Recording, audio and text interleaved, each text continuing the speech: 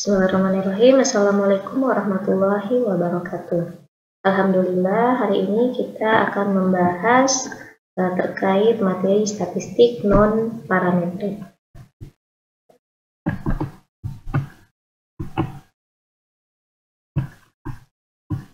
Adapun outline yang akan kita bahas, yang pertama terkait pengertian statistik non-parametrik, kemudian kelebihan dan kekurangan statistik non-parametrik, serta yang terakhir yang paling penting adalah jenis-jenis uji statistik non-parametrik. Nah, untuk statistik non-parametrik itu sendiri, pengertiannya adalah metode statistik yang dapat digunakan untuk pengujian hipotesis yang tidak bergantung pada bentuk distribusi populasi. Ya, sebelumnya kita sudah mempelajari terkait statistik parametrik. Nah, di mana statistik parametrik itu bergantung pada distribusi populasi yang tentunya harus memenuhi syarat berdistribusi normal. Nah, kebalikan dari statistik parametrik, bahwa statistik non-parametrik itu jelas tidak bergantung pada syarat apapun, ya, termasuk dalam syarat distribusi data. Nah, jadi kalau statistik non-parametrik ini tidak perlu harus memenuhi syarat distribusi normal untuk data yang kita gunakan dalam penelitian kita. Nah, terlepas dari perbedaan, maka kita bisa lihat ya kelebihan dan kekurangan pada statistik non-parametrik ini. Nah, kalau statistik parametrik yang lalu harus memenuhi syarat-syarat, nah tentunya ada kelebihannya ya. Nah, tentunya juga ada kekurangan. Nah, begitu pula pada statistik non-parametrik. Nah, kelebihan dari statistik non-parametrik ini, yang pertama dapat menguji hipotesis tanpa asumsi normalitas distribusi data. Nah, kemudian mudah dilakukan serta dapat digunakan pada data yang berdistribusi normal. Nah, artinya kelebihannya, sekalipun kita tidak melakukan uji normalitas data tanpa melihat apakah data itu berdistribusi normal atau tidak, maka uji statistik non-parametrik ini bisa kita gunakan. Nah, kekurangannya yang pertama mengabaikan informasi tertentu. Kemudian yang kedua, hasil uji tidak seakurat statistik parametrik. Dan ketiga, hasilnya tidak bisa diekstrapolasikan ke populasi studi. Nah, jadi salah satu kekurangan yang paling penting dalam penggunaan statistik non-parametrik ini adalah tidak bisa kita memberlakukan hasil analisis data kita pada sampel penelitian kita terhadap populasi. Jadi kita tidak bisa berlakukan hasil itu kepada populasi, di mana dalam populasi itu ada sampel yang tidak ada sebagian sampel yang tidak diteliti. Nah, kalau yang diteliti itu bisa kita berlakukan hasilnya. Misal hasil penelitian kita menggunakan uji statistik non-parametrik, dikatakan ada hubungan antara konsumsi minuman beralkohol terhadap perubahan kadar hematologi, maka itu hanya berlaku pada subjek atau sampel penelitian kita. Misalnya yang kita teliti hanya 10 orang. Yang kita gunakan adalah uji statistik non-parametrik, maka hanya bisa berlaku pada 10 orang tersebut. Dimana kalau kita ketahui sampel yang kita ambil ini berasal dari populasi. Misalnya populasinya ada 100 orang, yang kita ambil hanya 10, dan analisis datanya kita menggunakan statistik non-parametrik. Nah, jadi hanya 10 yang bisa kita jadikan semacam kesimpulan dari sasaran kesimpulan dari hasil penelitian kita. Jadi penelitian itu hanya berlaku pada 10 orang yang kita teliti. Untuk 90 orang yang tidak kita teliti tidak bisa diberlakukan. Itu artinya tidak bisa diekstrapolasikan ke populasi studi. Kemudian hasil uji tidak seakurat statistik parametrik. Nah, jadi karena tidak bisanya diekstrapolasikan, itu biasanya disebabkan karena jumlah sampel ya. Jadi jumlah sampel pada statistik non parametrik itu bisa kecil. Nah, kalau statistik parametrik itu disyaratkan biasanya menggunakan sampel yang besar sesuai dengan tujuan penelitiannya. Nah, kemudian jenis-jenis statistik non parametrik. Nah, di sini saya tampilkan beberapa uji yang menjadi uji alternatif dari statistik parametrik yang ketika kita dapatkan dari hasil uji normalitas, didapatkan hasilnya bahwa data tersebut tidak berdistribusi normal, artinya kita tidak bisa menggunakan jenis-jenis uji yang ada pada statistik parametrik. Nah, solusinya yaitu menggunakan uji alternatifnya, yaitu yang ada pada statistik non parametrik. Nah, di sini ada beberapa uji ya, seperti uji Wilcoxon, uji Mann-Whitney, Kruskal-Wallis, Friedman, dan korelasi Spearman. Ini adalah 3 jenis uji alternatif yang kemarin sudah kita bahas pada statistik parametrik ketika hasil uji normalitas menunjukkan data tersebut berdistribusi tidak normal. Nah, jadi ada tambahan uji chi-square, Fisher probability exact test, dan uji McNemar. Oke, yang pertama kita bahas terkait uji Wilcoxon. Satu jenis uji statistik non parametrik yang pertama itu uji Wilcoxon. Nah, uji Wilcoxon ini adalah uji hipotesis yang digunakan untuk menguji hipotesis komparatif yang membandingkan 2 sampel yang berpasangan. Nah, di mana uji Wilcoxon ini merupakan uji alternatif dari uji T sampel berpasangan. Nah, artinya ketika kita sudah melakukan uji normalitas di mana kita membandingkan 2 kelompok sampel berpasangan dan didapatkan kelompok data tersebut memiliki data yang tidak berdistribusi normal, maka kita tidak bisa menggunakan uji T berpasangan. Yang digunakan adalah uji alternatifnya, yaitu uji Wilcoxon. Nah, kemudian jelas ya kalau misalnya datanya numerik, artinya kalau kita menggunakan uji Wilcoxon, datanya itu tidak berdistribusi normal. Nah, kelebihan dari statistik non parametrik ini, nah, bisa digunakan untuk data yang berupa kategorik ya. Beda halnya dengan statistik parametrik ya. Kalau statistik parametrik harus menggunakan data numerik yang ingin kita bandingkan. Nah, kalau kita memiliki data kategori kemudian kita mau membandingkan, di mana kita bandingkan itu 2 sampel berpasangan, maka kita bisa langsung menggunakan uji Wilcoxon tanpa melihat apakah datanya berdistribusi normal atau tidak. Nah, kecuali datanya numerik. Kalau datanya numerik yang digunakan, maka kita harus melakukan uji normalitas untuk mengetahui distribusi datanya. Kalau dia normal, maka digunakan uji T berpasangan. Kalau tidak normal datanya, menggunakan uji Wilcoxon. Nah, selanjutnya uji Mann-Whitney. Nah, uji Mann-Whitney ini adalah uji hipotesis komparatif, artinya yang membandingkan ya 2 sampel tidak berpasangan. Nah, artinya ini adalah uji alternatif dari uji T 2 sampel tidak berpasangan.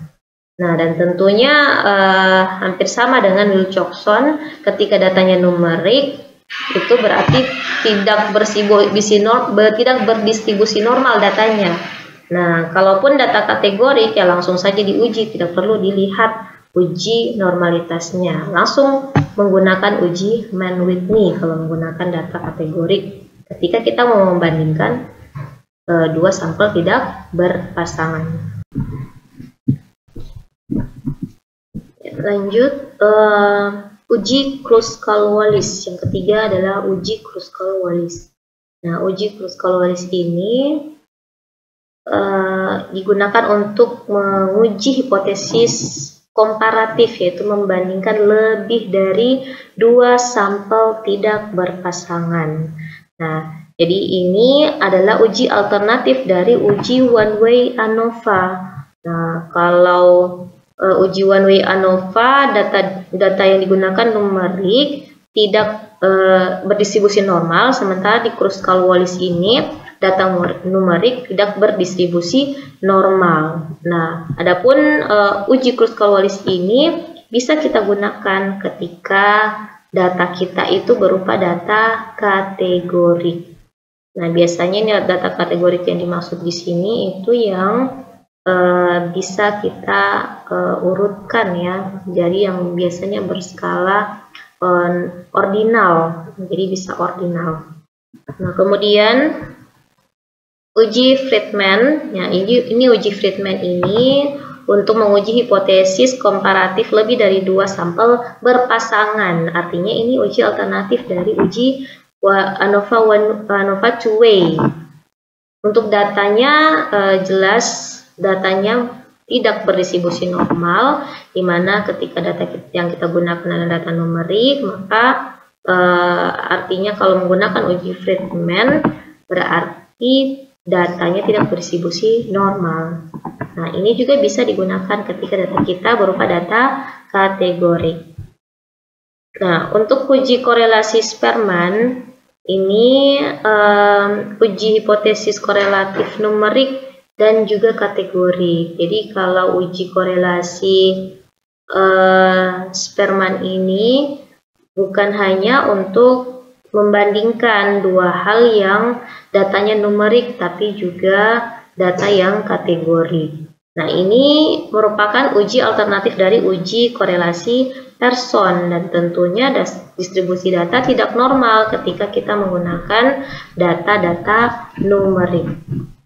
Nah, untuk uji Wilcoxon sampai uji korelasi Spearman ini, interpretasi hasilnya, jenis hipotesisnya, contoh hipotesisnya sama halnya pada pembahasan kita di jenis-jenis statistik parametrik ya. Jadi sama membandingkan, misalnya kalau uji T membandingkan T hitung dengan T tabel, atau membandingkan nilai signifikansi atau nilai p-value dengan nilai alfa sebesar 0,05. Kemudian kalau ANOVA dan Kruskal-Wallis, kita bandingkan nilai F-nya, kemudian atau yang seragam itu kita menggunakan nilai signifikansi dibandingkan dengan nilai alfa. Nah, sama juga halnya dengan korelasi Spearman. Nah, ini juga selain kita melihat signifikansi korelasinya, kita juga bisa melihat besaran atau berapa kekuatan hubungan antara variabel independen terhadap variabel dependen.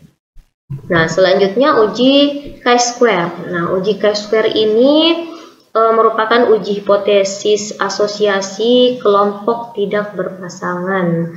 Nah, di mana uji ini digunakan untuk mengetahui antara variabel terikat dengan variabel bebas yang memiliki skala pengukuran nominal atau ordinal. Artinya datanya berupa data kategori. Namun ada syarat-syarat yang harus dipenuhi ketika kita menggunakan uji chi-square. Nah, syaratnya di sini yaitu jika sampelnya lebih dari 40 dan tidak ada nilai ekspektasi kurang dari 5. Nah, sebentar kita lihat yang mana nilai ekspektasi yang dimaksud. Nah, jadi dalam penggunaan uji chi-square, nah, ketika sampel kita di atas 40 dan tidak ada nilai ekspektasi kurang dari 5, maka kita bisa gunakan atau membaca hasil signifikansi pada analisis uji chi-square. Nah, kalau tidak memenuhi syarat lebih dari 40 dan tidak ada nilai ekspektasi, nah artinya uji chi-square ini tidak bisa kita gunakan nilai signifikansinya untuk menarik kesimpulan atau menguji hipotesis yang kita telah buat dalam penelitian kita. Nah, Kemudian ada uji Fisher. Nah, sebenarnya uji chi-square dengan uji Fisher ini satu rangkaian ya, serupa ya, tapi beda syaratnya. Nah, jadi kalau uji Fisher ini sama juga menguji hipotesis asosiasi melihat hubungan antara variabel terikat dengan variabel bebas, di mana skala pengukurannya sama seperti uji chi-square, yaitu nominal atau ordinal, yang artinya datanya kategorik. Nah, namun syarat-syarat uji Fisher ini khusus digunakan untuk sampel yang kurang dari 20 untuk semua kasus, dan jika sampelnya ada di antara 21 sampai 40 dan nilai ekspektasi ada yang kurang dari 5, maka kita gunakan nilai signifikansi yang ada pada analisis uji Fisher. Nah, contoh hipotesis ya, contoh hipotesis menggunakan uji Fisher dan uji chi-square. Misalnya kita mau melihat ada tidaknya hubungan antara berat badan dengan tekanan darah. Nah, namun yang di sini yang ingin kita lihat ini adalah kategorinya ya. Jadi kategorinya bukan angka numeriknya. Nah, jadi kan kalau angka numerik kita mau lihat hubungannya, maka kita harus menggunakan uji korelasi. Nah, tapi kalau data kategorik yang ingin kita lihat hubungannya, maka kita gunakan uji chi-square atau Fisher. Nah, contohnya misalnya ini kita mau lihat kategoriknya. Kalau kita mau mengkategorikan berat badan, maka dari berat badan, data berat badan yang kita dapatkan, kita bisa kategorikan menjadi berat badan normal dengan berat badan tidak normal. Nah, jadi misalnya berat badan normal dihitung ya sesuai dengan umur atau sesuai dengan jenis kelamin. Nah, kita bisa kategorikan berat badan normal itu dari angka berapa sampai angka berapa. Berat badan tidak normal dari angka berapa sampai angka berapa, atau di atas berapa dan di bawah berapa. Nah, kemudian tekanan darah. Tekanan darah juga bisa kita kategorikan menjadi normal dan tidak normal. Artinya kalau misalnya tekanan darah yang paling sering kita katakan normal itu adalah 120/80. Nah, artinya di atas 120 itu dan di bawah 120 kita katakan tidak normal ya. Nah, itu kalau berupa kategori. Nah, sehingga kita bisa, kalau kita mau lihat hubungan antara berat badan normal dengan tidak normal, kita lihat hubungannya dengan tekanan darah normal dan tidak normal.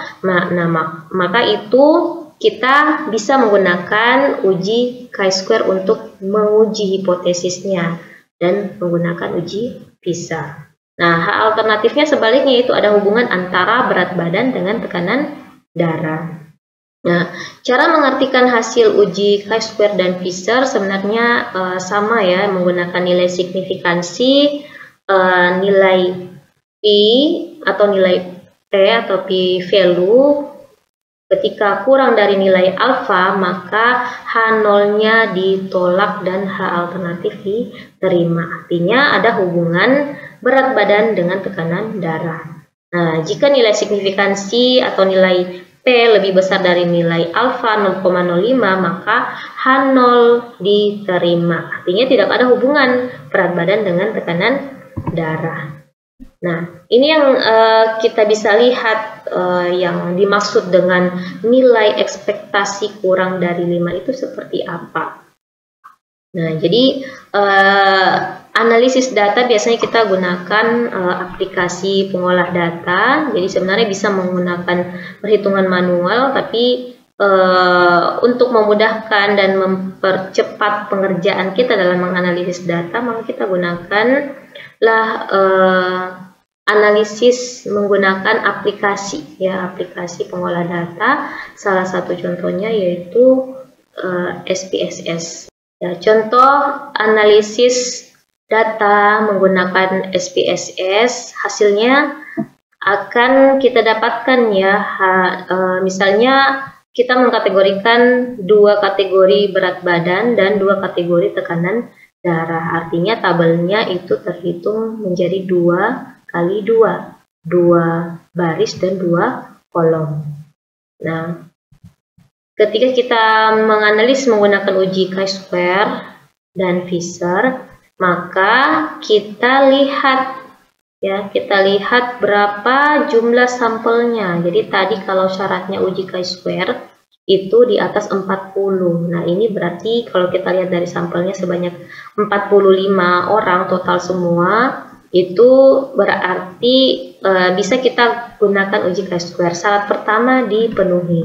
Nah, kita lihat syarat kedua. Nah, syarat kedua itu tidak ada nilai ekspektasi kurang dari 5. Jadi nilai ekspektasi ini adalah nilai yang pada sel ya, pada sel 1, 2, 3, dan 4.